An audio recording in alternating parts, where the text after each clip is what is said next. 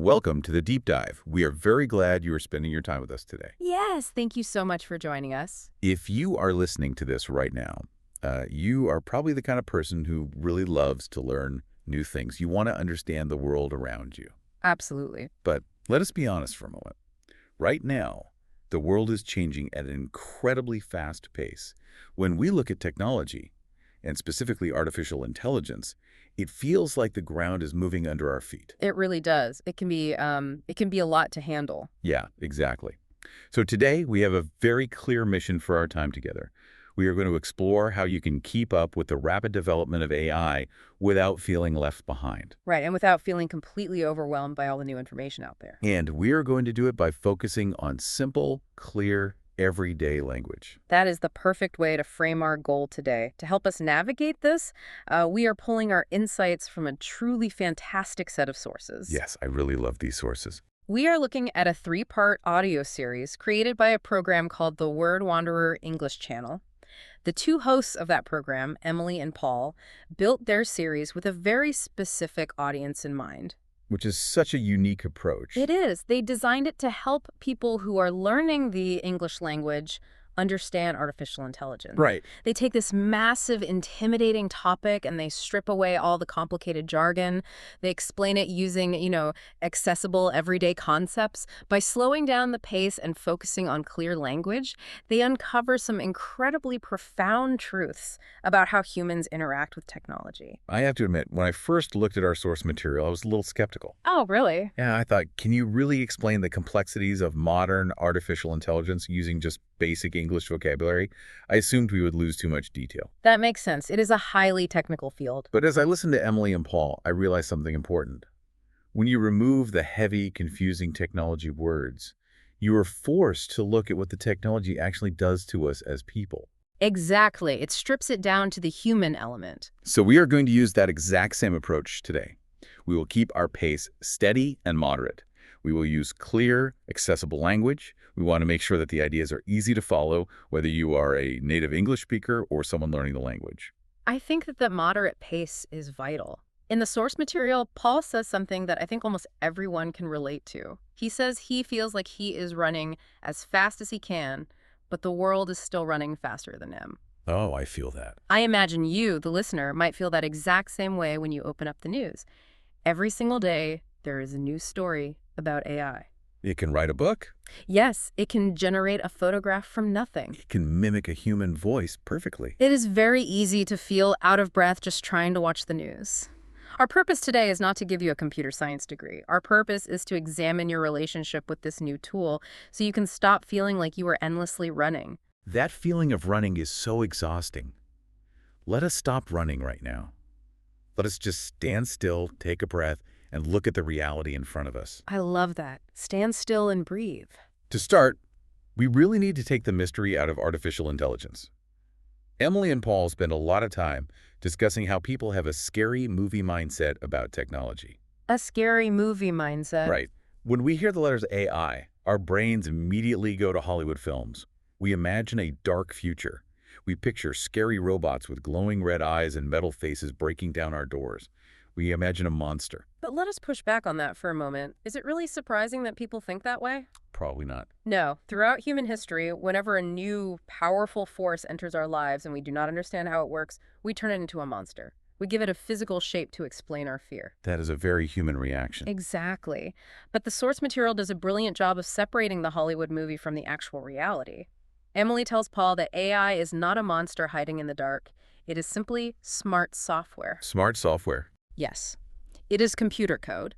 It is a set of instructions written by human beings that tells a computer how to recognize patterns and learn from information. The shift from a metal robot to smart software sounds like a small change in words, but it changes everything about how you feel. It really does. When you think of a robot coming to get you, you feel helpless. But when you realize it is just software, just lines of code on a screen, the fear starts to shrink. It is just a digital tool. And the sources point out that you are already living with this tool every single day. Emily reminds Paul that the scary AI is already sitting in his pocket. It is his smartphone. Exactly. Let us look at the reality of how you use your phone. When you speak to your phone and ask for the weather, that is AI. When you type in an address and the map software calculates the fastest route by looking at traffic patterns, that is AI. When you use an app to translate a menu from a language you do not speak into English, you are using artificial intelligence. Emily uses the example of music applications. When your music app suggests a new song that you actually end up loving, that is not magic. That is AI at work. Wait, let us pause on the music example because I think it perfectly explains the smart software concept. Sure. How does the phone know what song I want to hear? It does not have ears, it does not have feelings, it cannot actually hear the music. No, it cannot hear the music at all. What the software does is look at massive amounts of data. Data. Right. It looks at the 1,000 songs you played last year. It looks at the songs you skipped after 10 seconds. It looks at what millions of other people who like the same songs are listening to right now. Ah, so it finds the connection. Yes, it takes all of that data, finds the hidden patterns, and makes a mathematical guess. It says, based on the pattern, there is a high probability this person will not skip this next song. So it is just predicting. That is the learning part of the smart software. It takes information, finds the pattern, and gives you a result. It is a highly advanced calculator, not a conscious being. So if you're listening to this, you need to realize something very empowering. You are already surviving in the age of artificial intelligence. You are already using it. It is not some distant future threat. It is the map that helped you get to the grocery store yesterday. Exactly. But even when we know it is just a tool, Paul brings up a very valid point in the source material.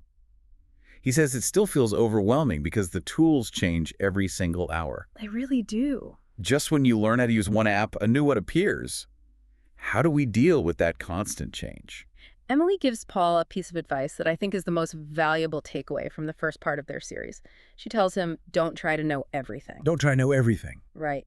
In our modern work environment, we have this intense pressure to be an expert. We feel that if a new piece of software is released on Tuesday, we should know how to use it perfectly by Wednesday. And if we do not, we feel like we are failing. Emily argues that this mindset is impossible now. The technology moves too fast. No single human being can know everything about AI. That is actually a huge relief to hear. It is. Instead of trying to be an expert, she suggests we need to go backward. We need to adopt the mindset of a child. We need childlike curiosity. I find this idea of childlike curiosity so fascinating because it completely bypasses the adult ego. How so? Think about how an adult approaches a new, complicated computer program. The adult looks at the screen, gets confused by all the buttons, and immediately says, I can't do this. I am not smart enough. I am not good with computers. They feel shame. Exactly. They feel shame. But a child does not do that. If you hand a 5-year-old a new tablet or a new toy, they do not worry about looking foolish. They do not say, I am a failure. They just start pushing buttons to see what happens. That is the exact psychological shift Emily is advocating for. When an adult says, I can't do this, they are making a statement of absolute defeat. They are closing the door on learning. The brain shuts down. But Emily tells Paul to replace that phrase with a simple question. What does this do? What does this do? Yes. When you ask, what does this do? You remove the pressure of having to master the tool. You are just observing. You are just exploring. You click a button, you see the result, and you learn a tiny piece of information. This is the only sustainable way to live in a world that changes every day. You must remain endlessly curious without the pressure of perfection. What does this do? I really want our listeners to hold on to that phrase. The next time you open a website and the layout has changed, or a new AI feature pops up on your screen, do not panic. Do not say, I can't. Just click and ask, what does this do? It is a great habit to build. But as people start exploring and they start seeing what this smart software can actually do, a new kind of fear naturally replaces the scary robot fear. Yes, it is a much more practical fear. It is the fear about the future of our jobs. And the source material does not hide from this fear at all. Paul voices the exact anxiety that millions of workers are feeling right now. What does he say? He looks at his job and he says, if AI can write my emails perfectly, and if it can organize all my data into a report in 5 seconds, what do I do? Why does my company need me? That is a very logical progression of thought. If the tool can do the daily tasks faster and cheaper, does the human become useless? I hear that exact question from so many people. It is a very real, heavy anxiety. But Emily provides a perspective that completely reframes human value in the workplace. Okay, what is her perspective? She points out a fundamental limitation of artificial intelligence. She reminds Paul that AI has no heart. No heart. The concept of having no heart is crucial. Let us talk about empathy. The source material emphasizes that AI completely lacks empathy. Empathy is the ability to understand and share the feelings of another human being. It is the ability to put yourself in someone else's shoes. Right. AI can scan a dictionary. It can learn the rules of grammar. It can write a completely error-free business letter. But it has absolutely no idea what it feels like to read that letter. It does not know if the words will make the reader feel respected or angry or confused or joyful. Exactly. It does not feel anything because it has no life experience to draw from. I want to push back on that just a little bit to make sure we are really exploring the depth of this. Some people might argue that AI can sound empathetic. That is true. It can sound that way. You can type into an AI program, write an email to a customer who received a broken product, and make it sound very sorry and polite. The AI will generate a polite email. It will say, "We apologize for the inconvenience." Doesn't that solve the problem for a business? That is a great distinction to make. Yes, the AI can simulate politeness. It can recognize the pattern of words that humans usually use when they apologize, but simulating politeness is not the same as human empathy. How do they differ in a real work situation? Imagine a complex situation at work. You have a client who is deeply frustrated because a project is delayed. They are worried about losing their own job. If you just send them an AI-generated email that says, "We apologize for the delay," the client will likely feel completely ignored. Because it feels automatic. Right. A human being with empathy understands the client's underlying fear. The human knows they need to pick up the telephone, hear the tone of the client's voice, validate their stress, and build trust. AI cannot build trust. It can only generate text. This is why Emily tells Paul to focus intensely on soft skills. Soft skills. The text specifically highlights communication, creativity, and kindness. Yes. In the past, we sometimes treated soft skills as less important than hard skills, like math, coding, or data analysis. But the source material is arguing that in the age of AI, soft skills are actually your ultimate defense mechanism. They are what make you irreplaceable. A computer can process data 1,000,000 times faster than you. You'll never win a race against a computer when it comes to organizing numbers on a spreadsheet. But a computer cannot sit in a room and read the body language of a team to see who is feeling discouraged. A computer cannot be genuinely kind. Exactly. Your job is no longer to be the fastest processor of information. Your job is to be the human in the room. To make this concept concrete, Annalee introduces what I consider to be the most powerful analogy in the entire audio series. She talks about the hammer and the carpenter. The hammer and the carpenter, I love this. She tells Paul that artificial intelligence is just a tool. It is the hammer. You, the human being, are the carpenter. You are the boss. But let us really unpack this hammer and carpenter idea, because it changes everything about how we view our careers. Let us imagine a physical hammer. Okay. A hammer is an incredible invention. When it was created, it allowed humans to drive nails into wood much faster and with much more force than using a rock. But if you take a hammer and lay it on the grass in an empty field, nothing happens. It just sits there. The hammer cannot build a house on its own. It has no vision. It does not know where the front door should go. It does not know that the kitchen needs to be near the dining room. It requires a human. Yes, it requires the carpenter to pick it up. The carpenter has the architectural plan. When Paul hears this analogy in the source material, you can feel his relief. He realizes, I am the boss. And that is exactly the mindset you must adopt. You are the boss of the technology. When you realize you are the carpenter, you stop seeing the hammer as your replacement. You do not worry that the hammer is going to steal your job of building the house. Instead, your goal becomes learning how to hold the hammer properly so you can build a more beautiful house faster than you ever could before. You use the AI to write the basic draft of the email or to organize the spreadsheet, and then you use your human vision, your empathy, and your creativity to turn that basic work into something meaningful. That brings up a really interesting practical question. What is that? If my job is to be the carpenter, and my value comes from my human vision and my creativity, how do I actually improve those skills? Paul asks Emily this directly. He says, should I still keep reading my novels? Should I keep practicing my guitar? Because those things seem completely unrelated to surviving in a high-tech business world. Exactly. And Emily's answer is a massive, enthusiastic yes. She tells him he needs to maintain a flexible brain. The concept of the flexible brain is fascinating. Let us look at why reading a story or playing a musical instrument is so important right now. Please do. As we established, AI is perfect at handling fixed rules and memorizing facts.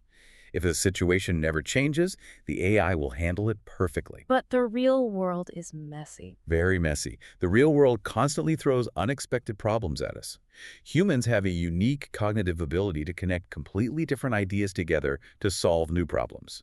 When you play the guitar, you are forcing your brain to recognize complex patterns of sound, coordinate physical movements, and express emotion all at the same time. You're building thick, complex neural pathways. So when a sudden crisis happens at work, a problem the AI has never seen before and has no data for, your brain is already trained to be flexible. It can jump from one idea to another. It can bend without breaking. If you only trained your brain to memorize facts, you are trying to compete with the AI on its own terms, and you will lose. A rigid brain shatters when the rules change. A flexible brain adapts. So all those human hobbies, reading fiction, creating art, learning to cook new meals, they are not a waste of time. They are the exact activities that make you a better carpenter. They expand your human experience, which is the one thing the hammer will never possess. It is a very uplifting message. Your humanity is your greatest professional asset. It really is. Now, having established what AI is and how we manage our fear of it in the workplace, we need to transition into something highly practical. The third part of the source material shifts focus entirely. Yes, the practical application. It asks, how can we use this powerful hammer to improve ourselves? Specifically, how can we use AI as the ultimate study partner when learning a new language like English? This is where the ideas become so tangible for our listeners. Learning a new language as an adult is a massive challenge. It is huge. And it is not just a challenge because the grammar is hard or the vocabulary is confusing. The source material highlights that the biggest obstacle is actually emotional. Paul is very honest about his struggles. He talks about the emotional barriers of being an English learner. He mentions feeling shy. Yes. He talks about the intense fear of making a mistake in front of other people. Anyone who has ever sat in a language classroom knows exactly what Paul is talking about. It is a very vulnerable experience. You are an intelligent adult, but when you try to speak a new language, you suddenly feel like a child who cannot express basic thoughts. That is exactly how it feels. Imagine you are in a classroom. The human teacher explains a complex grammar rule. You do not understand it at all. But you look around the room, and all the other adult students are nodding their heads. They seem to understand. What do? Most people stay totally silent. They do. They are terrified of raising their hand and asking a stupid question. They do not want the teacher to judge them, and they do not want the other students to laugh at their pronunciation. This fear of social embarrassment completely paralyzes the learning process. You sit there in silence and you fall further behind. But here is where Emily points out that artificial intelligence completely changes the dynamic of learning. She introduces a phrase that I think is revolutionary for education. What is this phrase? She says that AI provides infinite patience. Infinite patience. Let us think about what that really means compared to human interaction. Human teachers can be absolutely wonderful, inspiring, and empathetic. But human teachers are still human. Right, they get tired at the end of a long day. They get frustrated if they have to explain the same concept 5 times. They have 20 other students in the room who also need attention. They simply do not have the time or the energy to sit with one student for 3 hours. But an AI tool is a machine. It does not require sleep. It does not have an ego. It does not feel frustration. As Emily explicitly points out to Paul, you can ask an AI the exact same question 100 times in a row, and it will answer you 100 times with a digital smile. Think about how liberating that is. It removes all the shame from the learning process. You can sit in your bedroom entirely alone and practice speaking English with an AI voice tool. You can make terrible mistakes. You can mispronounce words. You can ask the most basic foundational questions, and the machine will never judge you. It will never laugh. It will just gently give you the correct answer. It creates a perfectly safe space to fail, and failure is the only way we learn.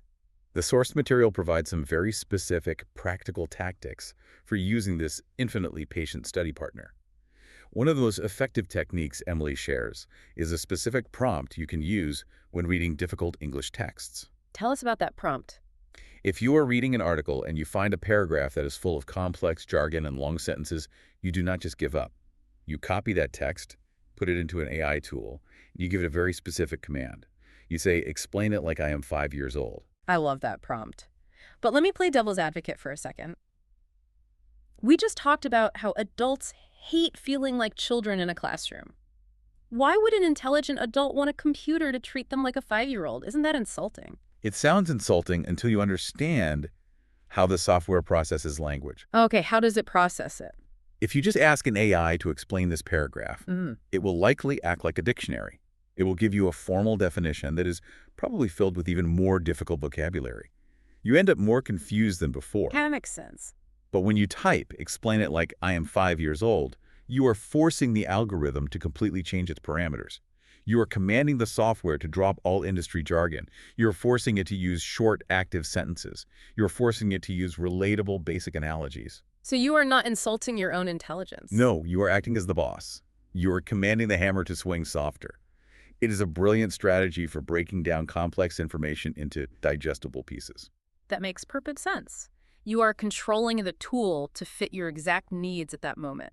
Emily also talks about using AI for high-pressure situations, like a job interview. Let us say you have an interview tomorrow, and it is going to be conducted entirely in English. Your anxiety is probably through the roof. Oh, absolutely. You can actually use an AI voice interface to role-play the entire interview. You tell the AI, pretend you are the manager of a marketing company. Ask me interview questions in English. Listen to my answers, and then correct my grammar. You get to practice the terrifying event in a completely safe, private environment. By the time you walk into the real interview, you have already answered the questions 10 times. It is an incredible advantage. However, as with any powerful tool, there is a risk. Yes, there is. And Paul asks a very logical question in the source material regarding this risk. He says, if the AI is so smart and it can write perfectly in English, why don't I just use it to write my English homework? Do I really learn if I do that? And Emily's response is a very firm and absolute no. You do not learn. Here, she uses another powerful analogy to explain why. She introduces the map analogy. The math analogy. Yes. She says you should never use AI to do the work. You must only use it to check the work, because AI is just a map. Let us really dive into this map analogy, because this isn't just a moral warning about cheating in school. It is a practical warning about how the human brain actually acquires a language. Imagine you are lost deep inside a thick forest. You are confused and you don't know how to get home. Suddenly, someone hands you a detailed map. The map is a fantastic tool. It shows you exactly where the path is. It shows you where to turn left and where to turn right. It relieves your anxiety. But, and this is the critical point, the map does not physically carry you out of the forest. Precisely. You still have to engage your muscles. You still have to put one foot in front of the other. You still have to sweat and walk the path yourself. If you tell the AI, write my English essay for me, that is the equivalent of calling a helicopter to fly you out of the forest. Yes, the helicopter gets you out. Yes, the homework is finished and the piece of paper looks perfect. But what happened to your brain? Nothing. You did not build any cognitive muscles. You did not learn the layout of the path. The next time you find yourself in the forest without the helicopter, you will be just as lost and helpless as you were the first time. That physical feeling of struggle is actually the feeling of learning.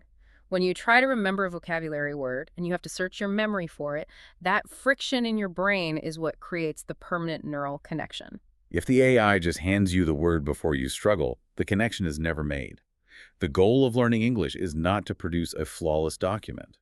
The goal is to permanently alter your brain so you can communicate with other humans. So the source material tells us to use the map correctly. Write the essay yourself. Struggle with the words, make the mistakes. Then give it to the AI and say, check my grammar. Let the map show you where you took a wrong turn, but always walk the path yourself. It is such a grounded way to look at a futuristic technology. We are talking about highly advanced algorithms, but the core lesson comes down to a hammer, a carpenter, and a map. It reminds us that while the tools of human existence change rapidly, the biological mechanics of how humans learn and grow do not change at all. We still need to do the hard work. We just have more patient tools to guide us. This naturally flows into the final section of our deep dive.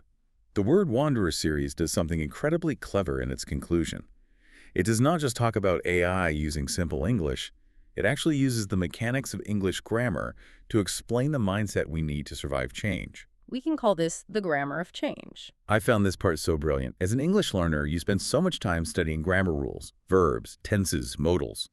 Emily and Paul take those exact grammar lessons and turn them into a philosophy for dealing with technology. Let us look at the first grammar point they analyze, the word can. They focus on the simple phrase, I can use AI. Now, in the rules of English grammar, the word can is a modal verb that represents possibility and ability. It is a word of empowerment. Notice the psychological difference between saying I can use AI versus saying AI is happening to me. When you say AI will change my job, you are placing yourself in a passive role. You are a victim of the future. The technology is the subject acting upon you. But when you say I can use AI, you put yourself back in the active role. You are the subject. You are the carpenter picking up the tool. The technology simply gives you new capabilities. I can translate this document. I can practice my interview. The word can removes fear and replaces it with agency. It reminds you that you possess the power. It completely slips the dynamic. You are in charge. The second grammar word they focus on is should. They highlight the phrase, you should stay curious. Now, let us contrast can with should. In English grammar, should is used to give advice or to express a duty, a responsibility, or an obligation. This is where we find the balance in our relationship with technology. The word can represents the raw power of the smart software. The AI can write your essay. The AI can generate a fake photograph. But the word should represents human wisdom and responsibility. Just because the AI can fly you out of the forest in a helicopter does not mean it should. Your responsibility as the human in the equation is to manage how the tool is applied. You have a duty to your own mind. You should stay curious. You should keep learning. You should maintain your flexible brain by playing your guitar. The technology provides the can, but humanity provides the should. That is a beautiful way to understand our role. We are the managers of the should. Finally, Emily and Paul discuss the use of the simple present tense. They highlight basic sentences they use throughout the series, like, the world changes fast, and we learn every day. If you are an English learner, the simple present is usually the very first tense you are taught. You use it to describe daily habits, routines, and general facts. Emil points out that relying on the simple present tense is the ultimate secret to dealing with an overwhelming future. Let us connect this right back to the very beginning of our discussion. We talked about that exhausting feeling of running while the world runs faster. Where does that anxiety actually come from? It comes from living in the future tense. Our brains constantly project forward. What will happen to my job in 10 years? What will AI be able to do next month? When you live in the future tense, you are paralyzed by endless, terrifying possibilities that haven't even happened yet. But the simple present tense forces your mind to snap back to the reality of today.